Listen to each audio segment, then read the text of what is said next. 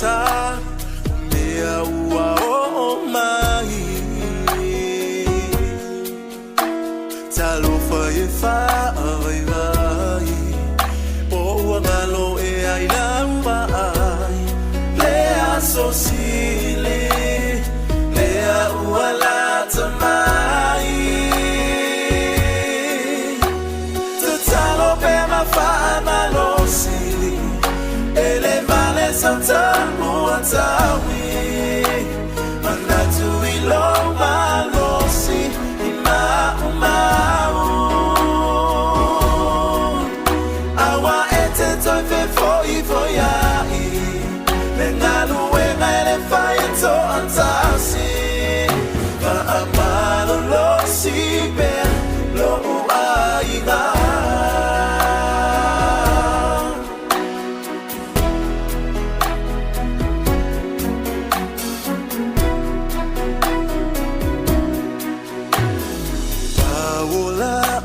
talo olo ule mana o no ai ngai tato ono sa I mai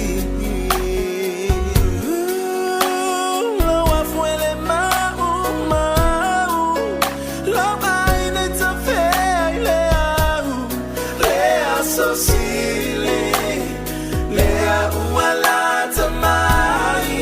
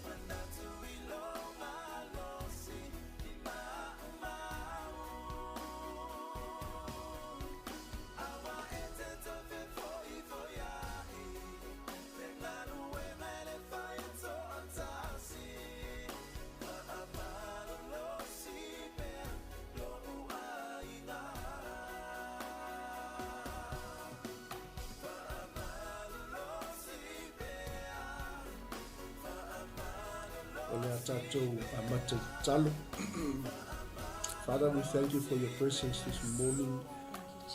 We declare your goodness and your mercy, your favor upon us.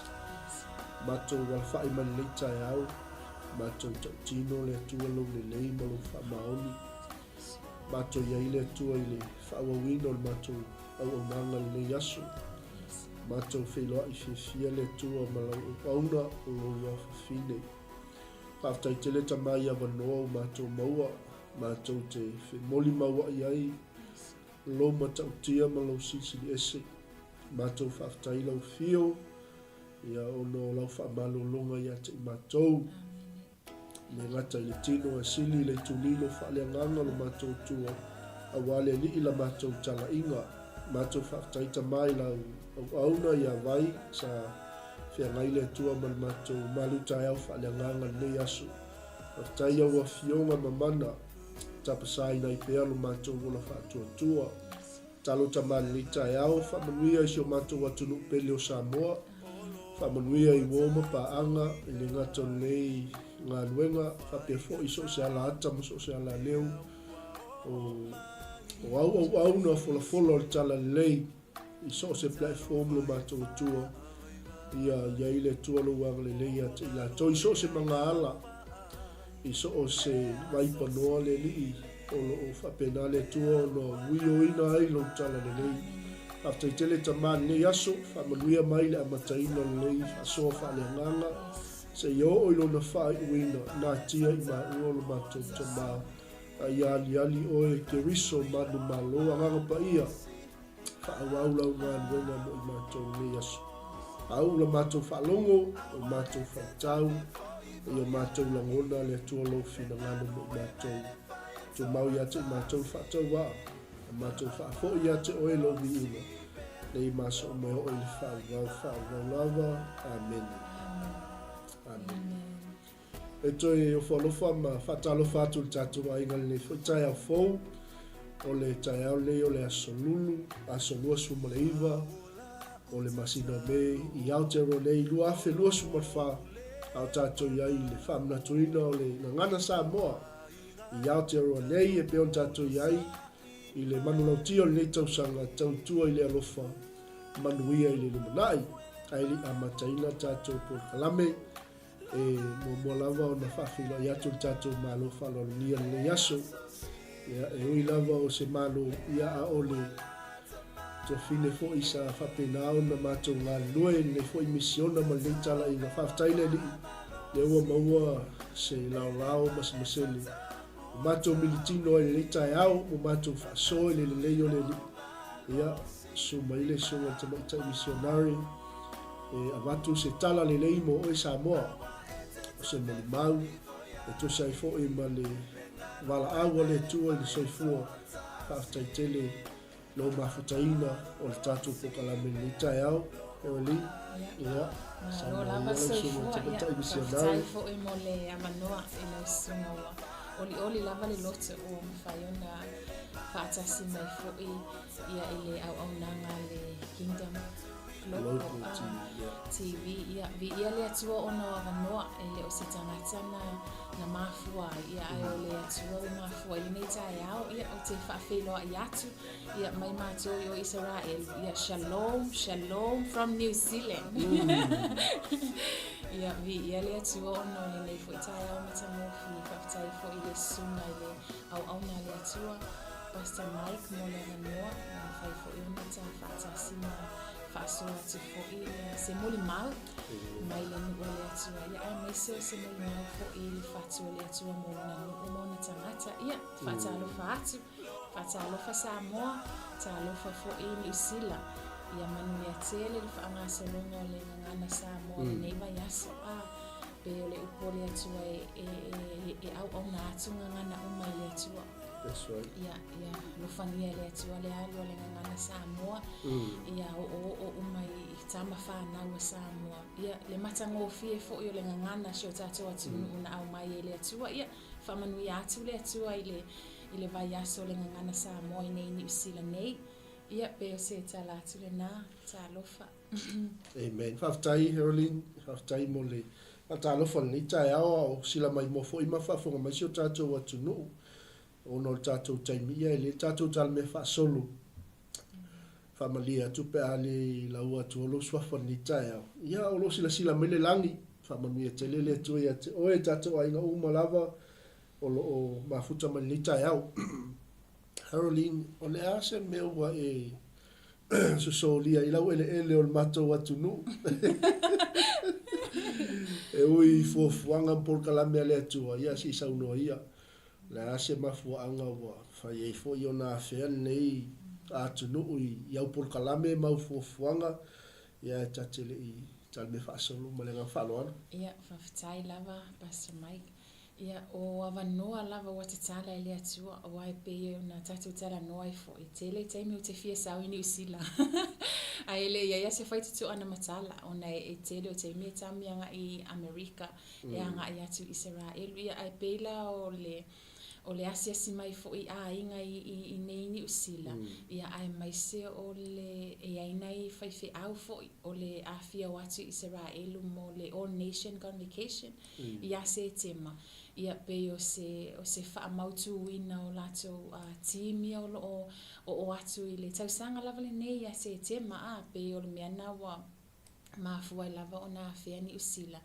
ia o ni usila fo i o le atu nu e whaapele e le atu o se atu nu manuia ia o se atu nu o lo o sisila mai ei fofonga o le atua ma iai pia fofonga o le atua ia ni usila ia e tawana tu atele ni tangata e malama i le fatu o le atua mo na lu ma ona tangata e pe o se ia I'm so grateful and thankful i le avanoa o te tala ina i le atua e o mai ai ni usila e o se avanoa fo i sa vali e lau ele ni usila ma ta uma fola le upu le atua i le lau ele ni usila ma tatalo fo so ia lava le atua o Israel i avanoa mfaiana ui mai ia o le asufarai le nei o le atua fo i atua i Israel ia ai whaftai le atua mo se taimi e asi mai ai ni usila whaftai lava Whaftai o le mai tau atu le to telo tatou ai no ma futa man le tai au whaftai lava o le whauai su mai tatou whilo ia o maununga pia wha malolunga le atu ia to fine ma se fo ia o le ai atu ma futa me tatou ai ia le au lo muli mai lo whaanga sa tatou to talo sa tatou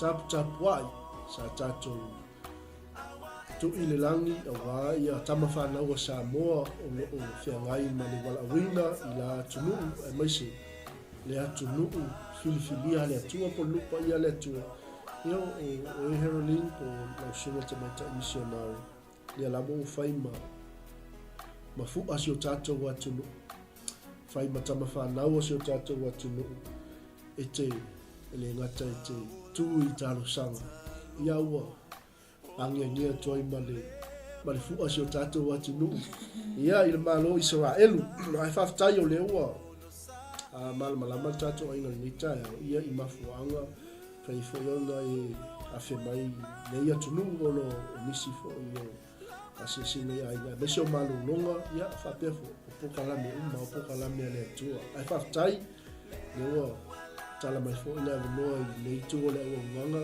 po le ngaluenga le atua ia si o tatou tala si o tatou moli mau pe le o le mai tau atu pe le sauna toi fo ila Israelu le asfa waili o le ase ma ai fa le nganga fo sa sila fo si o tatou atu i Samoa ia mai malanga mai ai nei au te roa o le ase fa malusi o le tu fa le nganga o no le tatou te ia la wai le tatou tau ia i le tele ma le anoa i o i le ngata o tofutufonga o lui tau o tatou sawalinga ma tatou o le whatuatua i mea leu tutupu i le taimi ia o whaafunga mai si o tatou atunu ma le ngau whanau whaftai lava ia e tele lava me o lo tutupu pe lava o le wala au wina le na o le whaidea ma tangata ma au o le tangata tatanga i mua lana o le ia na o atu fo i Samoa ia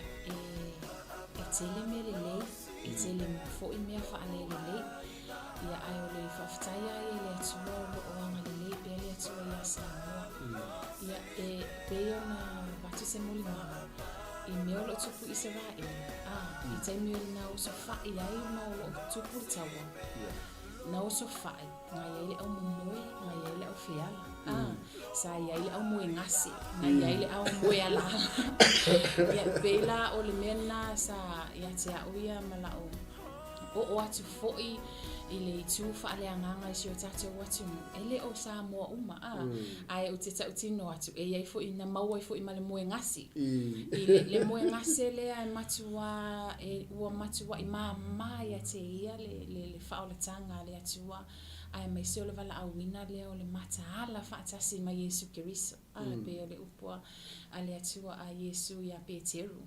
i Getsemane ia outou matatalo whaatasi ma ia e ala le au tatalo e le au wha moe isi vaenga i tatalo ia o longo winga ta ora tangata o le moe ngase ia ai sa tele ani nga luenga na whai ia matua i whafangu i lunga i lo o atu ma o se na e tele ni mele lei o ova ai o lo whaatu la i le atua ia tangata mataala whaatasi ma Yesu Ia alafu ua fangu mai ele anganga o le atua ma le au moe ngasi.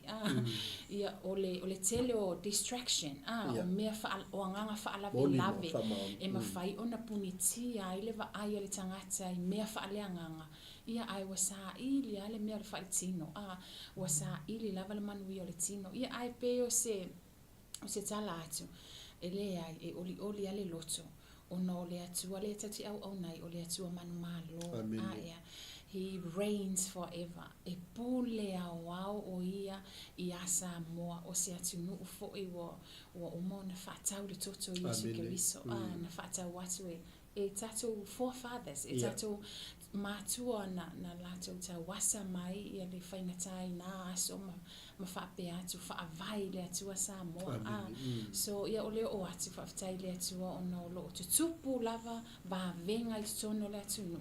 Ia maola o te talo fo i o le a o i Israelu mawhai. Ia awane i toi ai, awane i toi mawase moe ngasi. Ia mataala o le taimi o taua. Lai tupu taua Israelu. Ia o loo makua i sau fo i le taua ia whaaleanganga. Awane i maua mai kako se kaua o kako moe ngasi.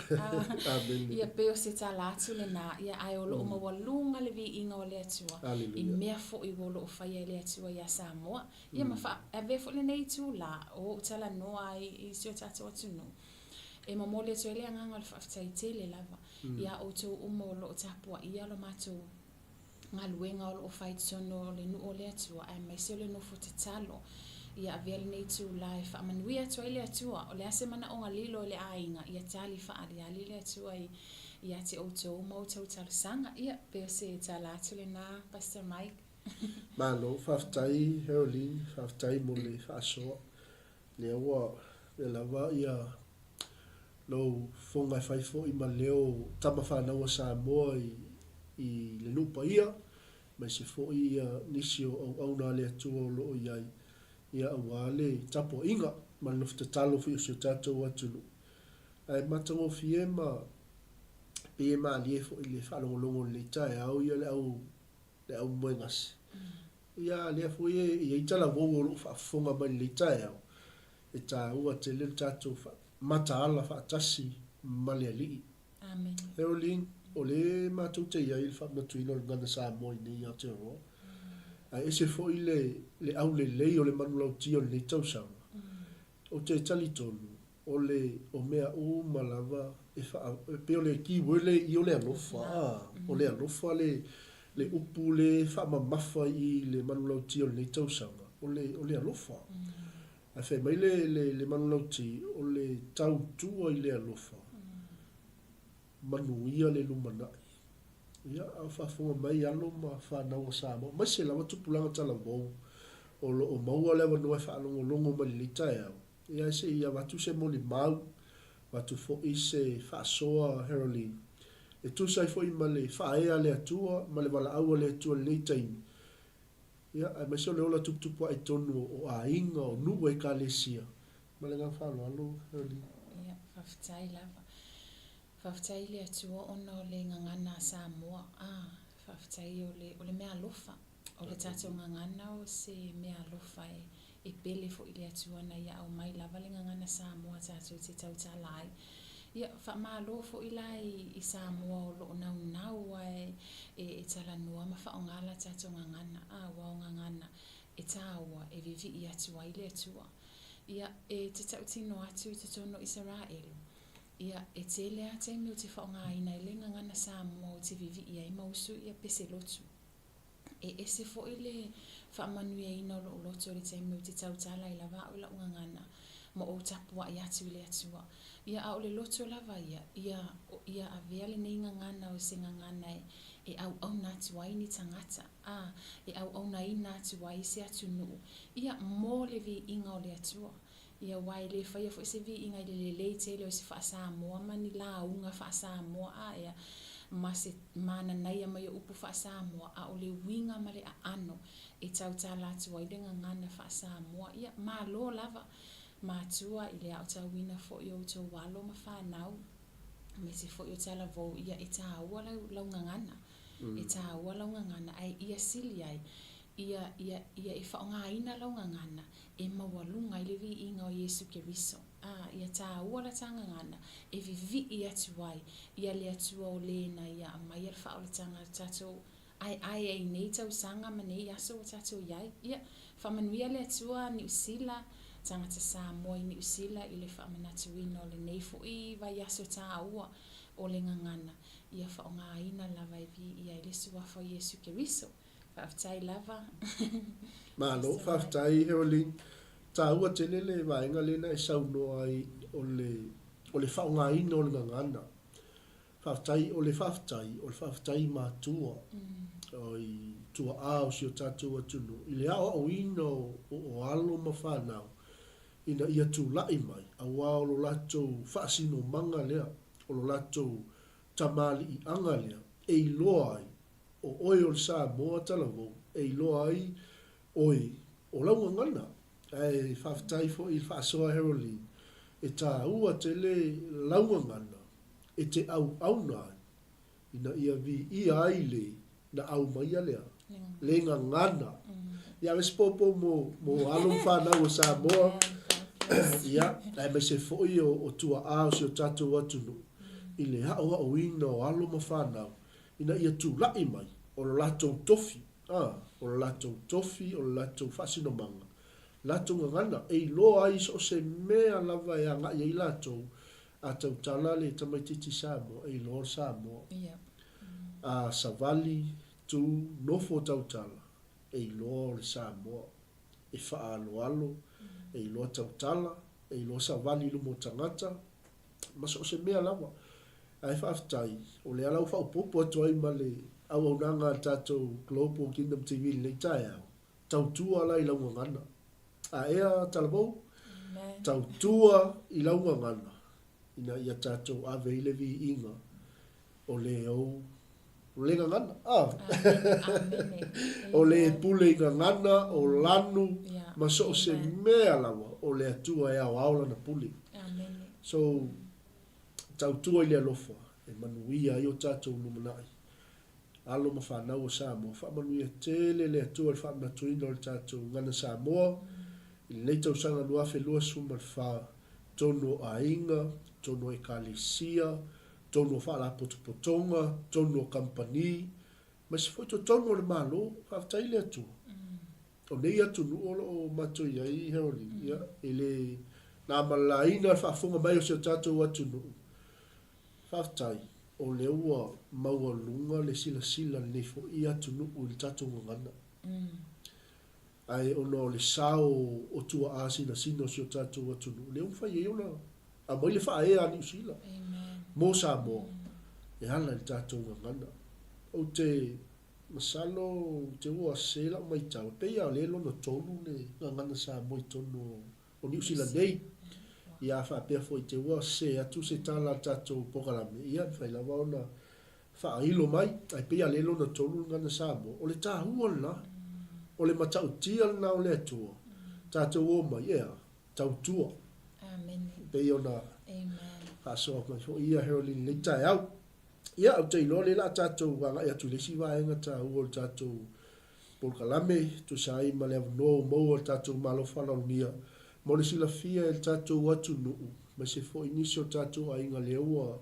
Whatoa sila mai ma whaafonga mai fo i le leo. Matango fio o le tamaitai misionare. Tama whanau o se o tātou atu nuu. O lo whai ma sui o Samoa. I to tonu o Jerusalema. Le lupa ia. Ia e tu whaapuluwanga mo o Samoa. Ia le tua le tai au. O le manaonga tu pito. O lau te talo. E te lango mai ai mana tua nei tama whanau o se tātou atu nuu. Ia o lo whai masui o Samoa. I la atu nuu po lupa ia o le atua. E ta talo mo le lalolangi atua. Haroleen. O le taimi ia o le atu whatoa atu mo o le tofine. Ia whapea fo i le lausunga tamaitai misionari. Ia isau e tala mai pele mo li mau. E mai se o se whaasoa whaaleanganga e whaamalosia i pea le aupa ia ma le au whatotua. Au tato iai nei taimi whaina tā. Mai pea ona e tā ua le nei tai au. Ia e ia le au mataala. e ia le au whaalangolangu, e ia ma le au momoe, mo koe moe ngase a. Ma le anganga whaaloalo, whaafitai. Ia, okay, whawhitai lava. Ia, ai a whai fo e se fesili, e whatatau ia Israelu, ia ta ua alo, a wau te le o malamalama le po le a se meo, lai te sila fia i nei ni usila i fia malamalama i fo ina yo, tatu tangata ia e le tuwai. Ia ai o se tala atu le na ia e lau tau sila fia meo lo te supu i Israelu, ia o lo o whai taua ma o so whainga. Ai o se o le moli mau o te le o sao o ke lau ngā atu mo ia o le moli mau o le tangata wa ai o se tangata te talo fo i sono Israelu. Le anga e tā ua te le ia Israelu i le atua e pele lo na fatu ia lo na nuu o le lau ele na ia filifili ina. O le winga lau lau whamatalanga. E peo na tupu taua Israelu e whape ngā fo i le tino ke riso o lo o whai taua whaaleanganga a tangata o le ali pela o te muli mau a ma taua le nei upu le nei fo i season ia te a o le Timoteo o le lua Timoteo ngā e fa upu tolu lua Timoteo ma ta upu lua fa upu tolu fa mai ia e ono sai mea i tinga ai ia pe o le fita tau le lei a ke riso Yesu. Amen. Lo no winga o taimi o tato ia i taimi o taua. E le wha apea la e tau ma Israelu. Ia ai le tau fu i tato. Longo winga o le tau a wha lea nganga. E taua tele. E taua tele le au tau wha lea nganga Yesu ke riso. Le anga o kako le mua atu lumo taua ia tino. Ale tino e mua atu le au tau wha lea nganga. Ia pe o le o la ova ai le no o le atua o wai o te tautono i telefo inisi o lo mlata o moli mauina ia le moli mau fo e vatu fo i lungo na isi fo i au nanga ia e tau e whai loa atua i perenga luenga o lo o whai o a se sui le Pasifika fo i Samoa o lo o tatalo ina mana onga o le Pasifika i te tono Israelu i lunga la o le fale tatalo le ta o le Jerusalem House of Prayer for All Nations. Ia o se it's a very unique ministry e tā ua tele ia te au fo ile nei au nanga ona e tele ia e matango o fie le nei no foanga o lo ia i le whare te talo o le no foanga na whai ma fio ia Yesu ke riso i te talo be ma futa atu lonta ma o lo ia i la le whare te talo le lungo le maunga o olive ia o le nei la whare te talo o lo o matu te talo i na imana onga o atu nu mana onga o se ekalesia mana onga o ni ainga ia maso o se mea lava o le lalo langi o atu ai la matu te talo ia o se whaalinga fo ina avele au na le atua le vai ina o le lau ele o le mapa le lalo langi ina ima whai o nao o uma la matu te talo i vaenga uma po atu nu uma le lalo langi ia ai pe ona tu sila fia le mea o lo o tupu o te tau tino atu o a matua i uva ai tino ma o va ai tutu ale upo ale atua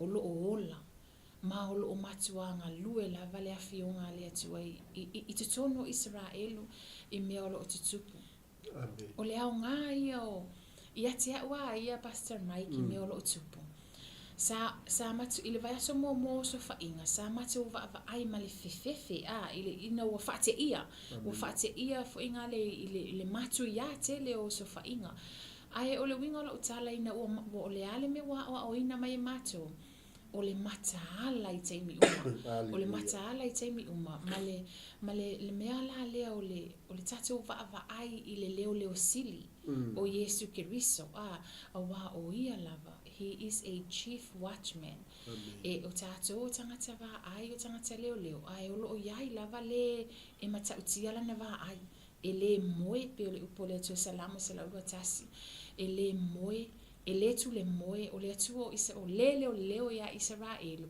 e le tu le moe lava o ia o le mea fuina leo te va ai te tono le nu o le atua o lo oa o tau wina e le atu olo na nuu i le whaamalo sia lea o mea laena wa a matau na vai atu i lalo peila o le whaalangolango i le atua o le whaatua i le atua wai ai atu nuu ua whaatuatua I le malolosi o lato mea tau. Ua awela lato whaatuatuanga I tangata o isi malo e o mai tau lato taua. Ai pe tau Israel o se atu nuu lai titi tele. Ai e vanga vangai e le tele o atu nuu. Le taua fo ila o le fo ile tu salamo le ai lua. Salam fa mai e se ai fa nunu ai no uma. Fa mai tu la e mai ia fai pule. Ia tupu uma e te e atu ile atua. Malena ia fa au uina. Ia le salamo le lua. Ai fa mai la ia fa au au lalo fa mtalaina. Ale fai salamo fa mai. Ai o loo soi le atua. O le o loo nofo ali. O te tau tino atu. O le atua o Israel. O le atua manumalo. O se atua e le to I lalo e le faya inga inyanga taua. O ai se ku wako e te ele atua o Israel. E le ai ma se isi e mawhaio na tu e te e atu. Ia le atua. Ma te e atu le na faa uina e le atua. Pela o Israel. Wala o tara sa wa. Ila uwa ai le lau ele o Israel. Mona tangata. Na hand pick ele atua Israel. Na fili ele atua Israel. E fai mona nu. Ia ole pule ia ele atua e fai to atas. Ele itza fua ia ise tangata ise ame o e fa pito ai. Le ai. A tate muli ne ia le upo le atua. Ole matanga o fie. A le tele ni mea mana nai o over ai ai. Ua matua I whaia ele atua wa venga e sili atu mfo I wa venga pe ole vavae ina ole sami ula. Le ana vavae ele atua esa vali mai Israel. Ina wo mai fofo mai kupito. Ua over ai. Ua over ai tino lava I o uluma. Ai whaafeko ai ele Iron Dome ia lo keki e tawhanga mai maasu. Ai le ai masetingi apa ingare kaupa mai lalo wale wala talata mai lalo le whalititalo. So e ofo ile loto. Le anga leo titali tonu o e tau ele atua Israel le taua Israel. Ia te aula ia kalo whaengi kai. Kalo whaengi atunu. E ke e aku ile atua Israel. Ia te au yo ke feel sorry. O ke ofo mo whape atu ke loa. It is time to repent. Return to your first love. Ia tangata uma wa ele ai lava se tasi. Po o se peresitene. Po o se tupu o se atunu. E mawhai o ngaku e whaakongu le atua o Israel. Le ai. E tu to atasi lava le pule anga le atua o Israel. O mela na wo vai wa avea time yo taua mauso fa inga wa fa amalosia ele atua lana puipuinga ilo nanu wa iloa tino atu lava Israel o lo o soifua le atua Israel e leo ina ia avea fu le nei tu la e tato te whawhitai ia fita taua Israel o lo o lato mataala e leo le nei ele e te tau o nga leo e tangata umo le lalolangi a wale me pele ele atua. Ai lea wati ngā inga pe waki ngā inga ko akasi angai ia si atunu. Ia Israelu ma nai tangata iuta ia. Ile leo inga ole lau ele lea na malingi ele toto Yesu Keriso. E whaatau ai oe maa ole tangata whaolaina. Amen. So, I la ua ia ai ia se tasi whaalongolongo mai le nei tū la. O la umoli mau. Ia tātou tutu ma le nuu o le atua. Awane ia vea I tātou o ni tangata I tutu ma te e atu le atua. Ma te e atu le na ia whaawina. Pe o le salamo le nai lua. Ia vea I tātou o ni tangata o ni tala vōfoi. E tau la mua. E whaongala tātou ngangana. E whaongala ngangana. E tau tala tua. Ma vi ia le sua fo Yesu Keriso. Ma ia tātou tutu wai ma le nuu o le atua. A wai pele Israelu le whatu o le atua. E sao o lo ele I whaatala le ina atua Israelu. E kai pefo o tātou Samoa. O wale o le meo te ti ngai. O ke loe mea lenga te lenga o ti ngai. Le te lo te me whai mei upu whai e tangata whatau ia Israel. Le anga sa ova ai tino ai le whaalinga na whaale le atua ia te au mō na tangata malona nuu. So, ua download le atua le alofa nai ese mai. O te alofa I o na tangata. Onga o wofo le amo whapea tutanga. kalo whaia Israel. E kau ko akasi ngā ianga kaua. Whaftai fo ile loto o no tangata whaolaina. O lo o mawhaiona latu te talo ina. Ai pe o le mena e senda i mātou ele atua i whafo ina wa umani tau sanga i tutono whai te talo. E mātou te o te whai mātou matangata i tū le vā. Stand in the gap. Ia pela le tūla le vā o a umalo o atunu. Ma tu i tu i atu ile atua lo whangiela o atunu o Samoa. Fatu la i mai e ni tangata i mala malama i lo fatu. Molo nu awa o aso nei o tupu mai mea le o le fasioti o nei tangata iutaia le afo ina tupu mua o le ala o toi tupu temi nei a o le a se tali atu o le tangata ua moni ke riso i lona loto o le tātou te talo ina le o le file e mua Jerusalema. It is a sure promise. Lea i le kenesis fumalilua whamai o te whaamanuia i e whaamanuia atu i ate oi awala ne ingatai ina whamaila i o le isi whai upu, o te whaamālaia foi, i e whaamālaia atu i ati oe, luna winga.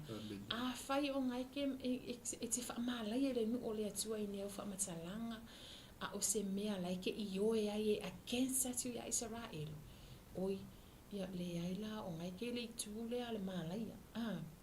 E ai ale kaimi e kalia koe le atua i le. Ia ai ole anganga lava ia e au mai ele atu o mātou i whafoma mātou tau longo atu i atu no. E ala i le moli mau. Ile o se whaatonu. O le moli mau atu o le whatu o le atu o molona no. Ona o le ana fili ele atu o mātou e o atu tu whaatangata o wā ai. Ma leo. Ia e watch with God ia lona atu no. Ai me se fo i o tatu atu no. Pela o se tatalo atu o le au na. O se te talo atu a lau tama whanau Samoa ma o tangata i pele lo fatu. Ia o tau mana tuaina le mu o le atua. Ia o tau mana tuaina ti ngā. O lo o ui Israelu i se ti ngā matu i tui tele. Ono le matu i ia o so whainga e o so whaia e atu mu e si o mia Israelu. Ale mea whai atu la utala. E whao ngā e le atua le ti ngā nau Israelu. E tangi tu i ai Israelu i lo lato atua, ma o me ia koe le isi level wha maoni i le atua o Israelu. So, what the enemy meant for evil, God will turn it for good. Sa mangakur ki a polo le anga i Israelu mele tupu temine, ai le ai, o te tau tino atu. Le alu al kala le leia Yesu Keriso le alu i te tonu o Israelu, wa le to e whaavaivai. O le mea fo i le wa o i loa nei, pe o le yoelu. Ma le tusenga luenga ngai whamai o aso muli e le lingi fwai le uanganga i lunga o tangata o ma perofeta e vaai miti ma whaalinga. Lono winga, olo o tupu le upu le atua le teimi nei, o ova aia le tele i o tangata o te maasani ai ele i loa Yesu. E i loa la tau le atua na au mai e la tau whafoma i kupito. Ai le itali tonu ia Yesu Keriso. Ai tolo teimi nei. Ua makua i pula le fatu o le tangata iutaia. Le anga fo i wa omi mai e ako ngu ma avea ma mea wa le ai e isi e fatu atua iai tangata. Ua kau lava o le lata watua o Israel ua kangi kui le atua o fea ea oe. Le atua a fio mai, kali mai lo nu. Te lo le alu le kumu le wailing wall le taiming nei. I le o tangata iutaia. E a fo e. Ia te au ia i le Jerusalem House of Prayer le runga maunga o live. O te tau tino atu e 24/7. Ia e le pele e halu pele te talo. O le isi la 24/7 le o te mautino ina lava ia te au ia. O le Wailing Wall. I le te i le Western Wall lea e o tangata te talo ai. E tutu ma whai tau tuspa ia ma te talo ai. Tangata i uta ia ma tangata fo i wha o laina. O wāle mea wo vai, wa tumu e watu isi, o mai isi, o watu isi, o mai isi. Ele o ia ise taimi e kufua, ia le pito leo le wo le insangata o iai. Lono winga, ua mata ala tangata whaatasi ma Yesu Keriso. Ia e tele ni mea ale atuala e whaitono Israel. O se tau longo. Ile Gentile, ile tangata ono ese. Fele mea le te tuai. So e siaki le leiwa lata le afio mai o Yesu Keriso. O lo iai lo wha moe ola. E iai le wha moe ola o Israelu. O lo nātua. ma le ola e whaavavau. E whaapena fo I oe ma o le tangata whaolaina. O lo o iai lo ta whaamoe ola. Ia, e vea fo nei taimi whaafitai atu wa ia o tau whaamanuianga.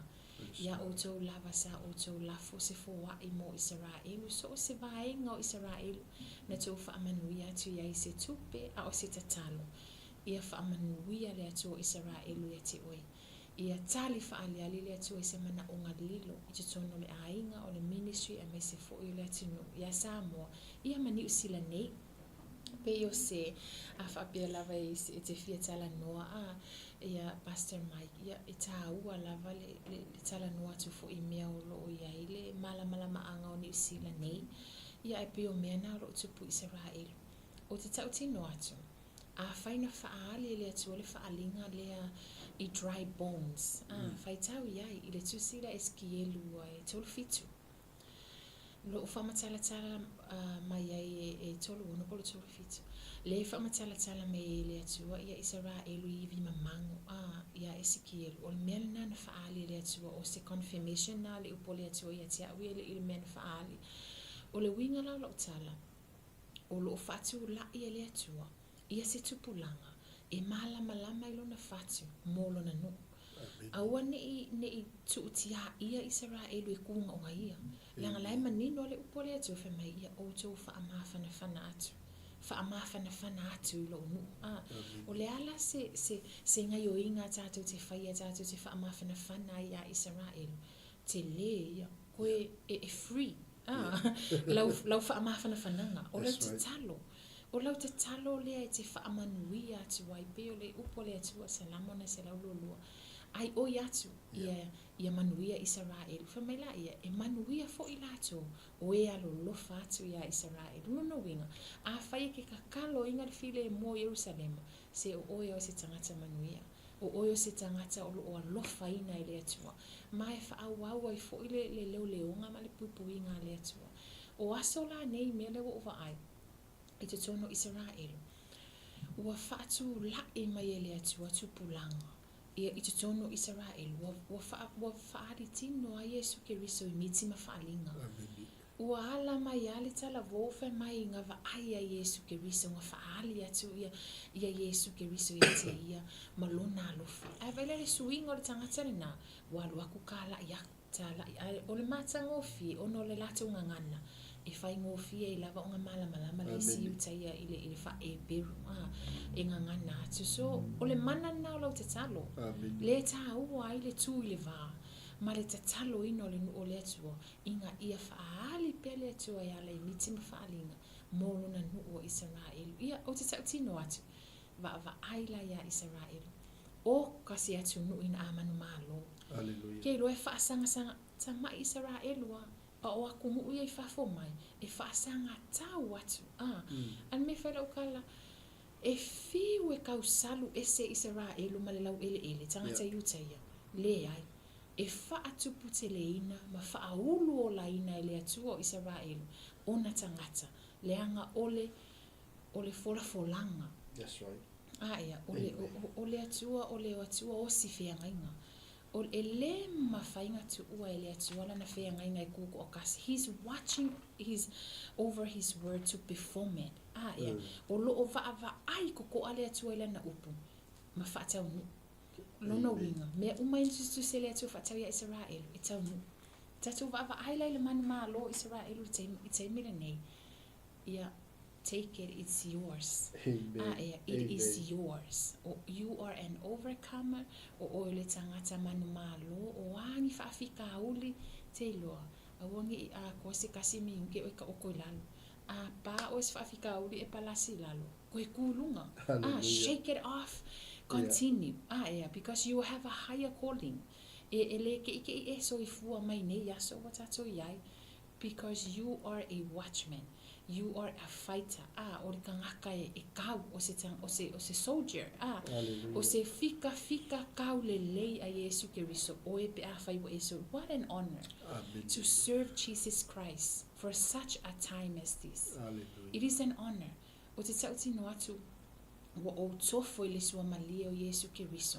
Le mea la koe alu I fua e kau unnecessary battle. Alu sa o e kau le kau ala efe ma Iesu Keriso lau kaua. Ku o isi kaua e le o sau taua.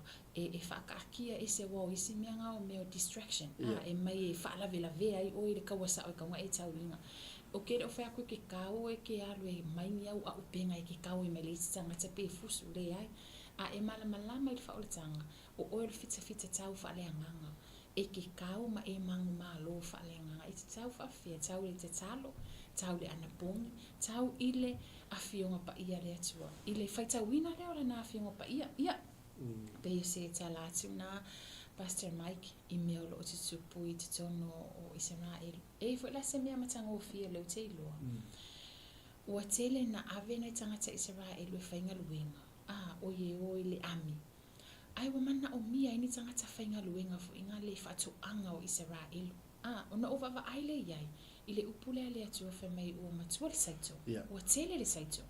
Ai to ai titi au whainga luenga. O iai se tasi o mana o e whainga luenga mo le atua. Ele ngata mo Israel. O le mea lava le lau ele le antofi o ele atua e te nofo ai. O e tali atu I le atua a whaio e su e maingi au whainga luenga. Here I am, send me. O lo manga o mia fo ini tangata whainga luenga I sono Israel. Tangata te talo o ni tangata e fola ina le upo le atua lo no winga. O lo mana o mia Israel lo fisosoani. Ia peo se tala atu le na ia o matua ua tele le saito. Ai to ai titi le au whainga luenga. Lo no winga ele na o ni whaifi a ue o whainga luenga. O tātou lava ina o tātou talia ina Yesu o lau mole mawatu o ngai ke whainga luenga. Ngai ke alu e mole mawatu Yesu Keriso ma au maile na ngai te tono. Ia peo se tala atu le nai I mea lo te tupu te tono Israel. Amen. Ia, ma lo whaftai Haroleen ua te linga e fia lo mole le tai au fo I le mole mau mātango fie ma se fo I o le whalai au mo Samoa o le au pa ia ma lau whatuatua whaiwhiona mo le awanua tātou te whaasoa whaatasele le tai au mo le atu le nganga whaatai tele lama o le iei au na le atua o lātou moli mau mai ma whaasoa mai le awhionga le atua o lātou fo I o lo tutu mo le numo o le atua whaatai lau tau te talo whaatai lau tau ngā nuenga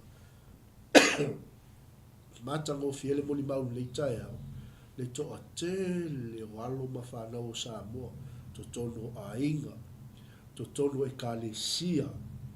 Awa le mga pia o le me le sasa unua to ile tātou malo whanalungi. O tele saito, ai to I titi lau whainga luen, mana o mia ni perfeta, mana o mia ni misionari, mana o mia ni apostolo, mana o mia ni au fola. Au whele iei, le to tono le a inga, le to tono e 𝚘𝚙𝚢. Lai to tonu o alala whanga mawhioanga. Pea o lana tutu mai. Ta mamtina, o le au matua. Ielo latu utofia wale le momoli ina o alom whanau. I le ngā nuenga le atua. Mo le atua le ngā whaftai tele le tai au. O te tali tonu Haroleen. E to e tāpena le atua sisi awano le lei.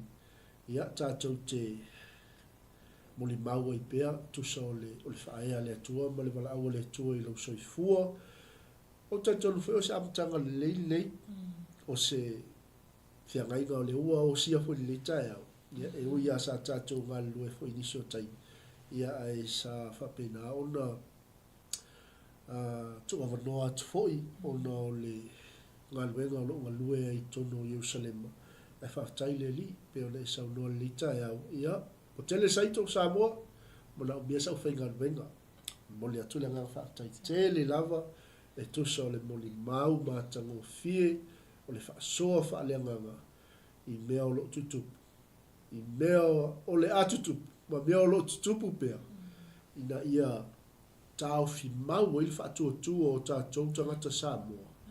Ina ia tātou muli ta, le awhionga le atua pea na moli mau Haroleen. Ia whaita tōng tangata te tālo mo Israel.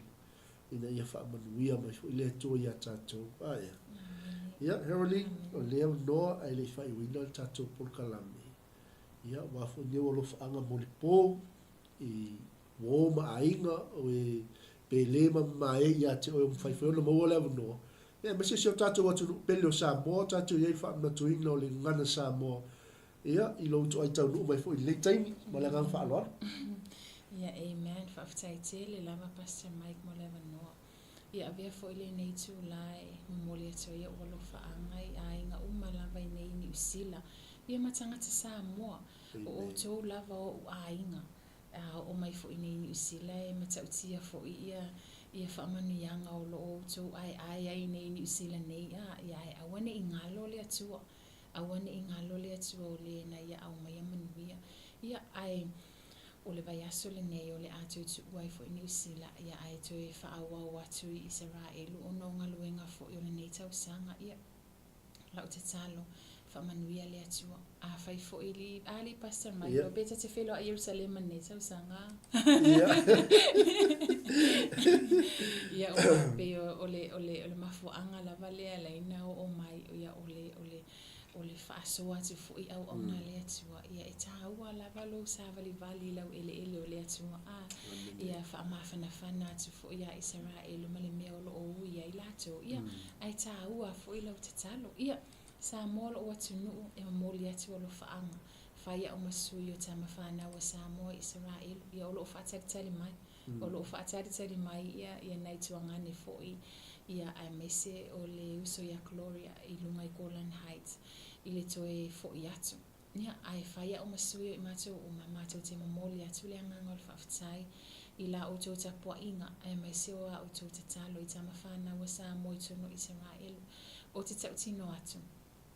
A watu te fifefe o le atua o 𝚚𝚑𝚑𝚘𝚑 o le atua I pule au o ia na ia wala awina I mātou e tu tono lona no ia e leo fo I o ia e awina mai anga a ngelu le langi e leo ina I mātou o malimia mātou te whewa ia ve fo nei taimi e mole atua o lo whaanga I 𝚟𝚒𝚎𝚘𝚒 I Samoa ia Gasologa Fotumā'aliipule e mese fo I 𝚟𝚒𝚎𝚘𝚒 ia male e kalesia pele fo I le AOG sa te puala ia Pastor Sale o le se a mosa ia mataungata I mātua whaaleanganga I la o tau tapua inga ai mese fo I la o tau tatalo whai pia ia so uma ia ai mese wo mapaanga o lo o vava ai ato say hi mai lunga o tatou live ia o te alo fatele mo o tau momoli ato o lo whaanga ia ai ni tatalo tusi atu e au ngofie lava la o tau au na e tatalo ina o tau mana onga ia mata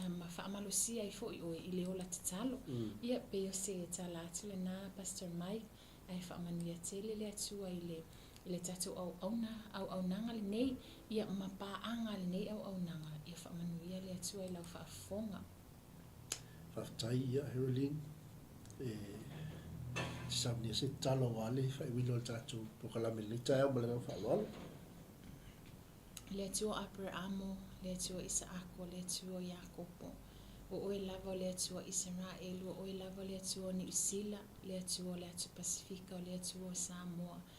Ma te whaafetaia, loa lofa ma loanga lei le atua le nei aso, mwhain whaatau nuina ma le manuia le maa ua polo kalame. O le moli mawina atu lea o lo fatu mo lo nu o 𝚚𝚑𝚑𝚘𝚑. Whaafetai Yesu Keriso, o lo e whaatu la ina le au tau, a Keriso Yesu e ono sai me tinga ai I aso nei I aso muli wa e tapena ina whaafetai le atua I o manuia I le au nanga le nei whaafetai o manuia I tangata Samoa I tono ni Usila matau tu ina atu fo I le ngangana Samoa o lo whaanga solo I le nei vai aso le atua ia whaonga ina la matau ngangana e mawalunga I lo vi inga ia whaonga ina le ngangana Samoa e si itia mawalunga I lo suafa I totono ni Usila nei le atua la matau tama ia e whaatonu tonu mai le ngangana lau whanau a walava ne I aise se ngangana le hanga e alu atu I whafo I o matau ngutu tau lava o le ngangana e vi I ai lo suafa Yesu Keriso pe ole theme ole nei tausaga serve with love. Whaafetai tele le atua ilo whaatulaina o le tangata e tautu atu lau ngangana. Ai mai se fo'i o le anga nuu a Samoa i le alofa ma le whaaloalo i tangata uma ia mawalunga lo suafa. Se tasi o mana o mia lau whaamalo longa le nei tu lao matamata mai. Le atua matou tutui lau upu. E le pupu o au e te le mawhaolai. E le tutuli fo'i o talinga e te le mawhaalongo ai le tani atu o lau whanau. Whaftai lau whaamalo longa i o latou tino. Whaftai lau whaamalo longa i o latou mawhau. Ai sili o latou loto ma o latou wanganga. Whaftai te le tama i au manuia i le au nanga le nei whaamanuia i lau whaunga. So se taimi awina atu ai lau upu te tono le nei au nanga i alu ma le mana lau upu fola Yesu Keriso. Ina ia tele ni anganga e manu malo ina mo la wafio ma lo fina ngalo. Tama oi fo isi e tasi of mata mai o ui se whaafita auli. Whaafita ili atu ai lau ao whaaola. E te apa atu ma whaaola ma whaafai ho fie se meo whaafai ngatai lau whanau le nei a fiafi. Whaafetai fo ilo tali manao o wao lawa fio e tali ina manao ma wha atoa ina se me matitiva i lau whanau. Whaamanuia ia Samoa, whaamanuia i o tangata Samoa i New Zealand nei, whaamanuia ia New Zealand, whaamanuia le lau ele o New Zealand le atu i tama, whaatu lai oe ta i tai matatau i tono New Zealand e tutu ma lo nuu o Israel. Ia e whaamanuia atu fo i tai o New Zealand, ia iai le matao i o lato loto, e matata wai i le atua o le e pule ao i mea umamatu uma Yesu afio mai nofo tupu oi a New Zealand. We welcome you.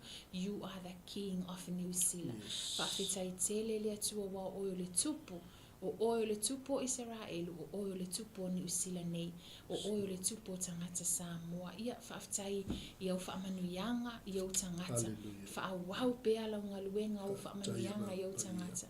La matou tatalo o matou iai New Zealand, matou whaamanuia atu ia Israel, i lo nuu paia, whaamanuia atu ia Jerusalema, whaamanuia le atu Arapi, ia e whaatupu teleina lau tala le leima, ma whaatu laina ia Arapi whaolaina e tala i atu lau tala le lei, i na isi fo i tangata i utai ma tangata Arapi, whaftai lo file mu, ia iai lo file mu, mau manuia i au paa Jerusalema le atua, ia iai lo file mu ia Israelu.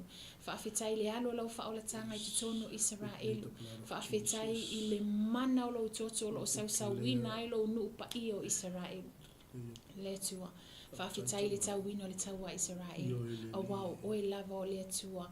O leo ia Israelu. E le tu le moe, e le moe lava. Whaafetai tele Yesu Keriso i lo whaatu laina o tangata leo e mataala whaatasima o Yesu Keriso i aso muli wa mato iai. Ia o le titalo le na e alatu i le suwafa manumalo o Yesu Keriso. Amene ma amen. Ia, Samoa tu pele manu ya tele le whaamatuina o le nane Samoa le leiva yaso. Mas foi le tausanga lua whenua supalwha tautua i le alofa lumana imanuia. Ia, o la malolo ina foi le tamaitai misionare ia Haroleen. Ia, sau staimi tātou toi wheloai a ia manuia tele lau singa le yaso soifua ma ia manuia.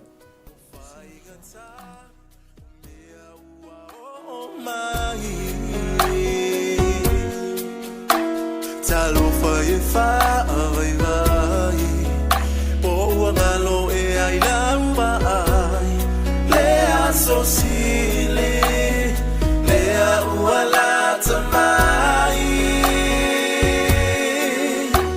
te talo pe ma whaamalosi ele vale sautangu atawi manatu ilo malosi ima umau